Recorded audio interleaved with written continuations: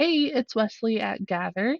There are several places where you can edit, change, or modify the current existing workflow on a case.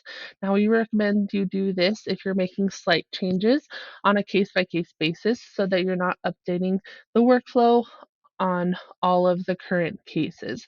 This really helps if you have a one off or a specific situation that needs to have certain steps or tasks completed with it.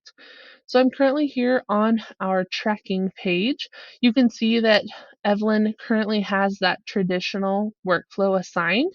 You can click on the workflow here to change to a different workflow.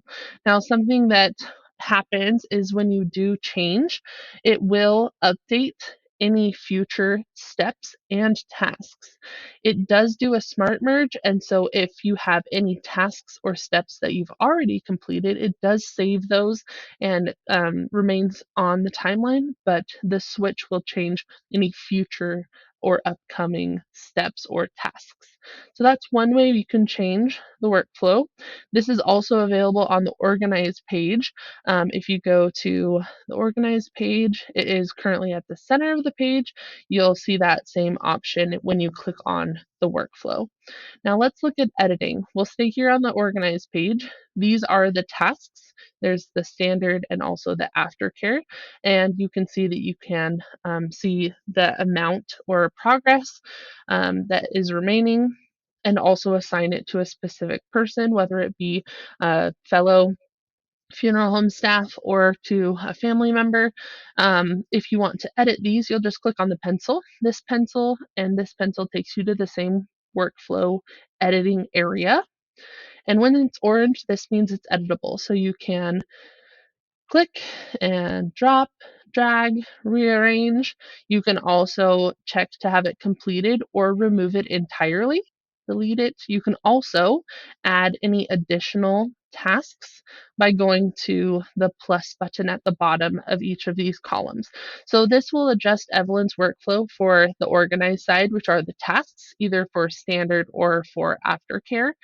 And if you go back to the tracking page, we'll go with the return arrow to return to say save my changes. That's really important.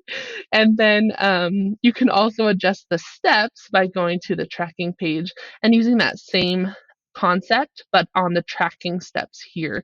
Using that pencil, it'll turn orange.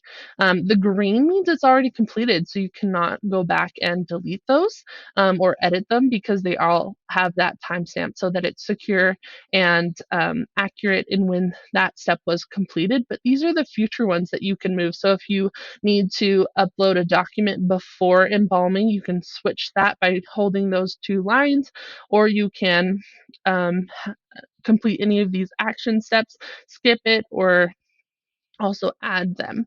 And then you'll just click on the return arrow to go back and save those changes and continue working on the flow. Something that is important to note that is if you adjust or change the workflow here by changing it entirely, and we'll show you what that looks like. So she's currently at traditional. If I want to switch to direct cremation, okay, it'll show in orange that that was adjusted from traditional to direct cremation.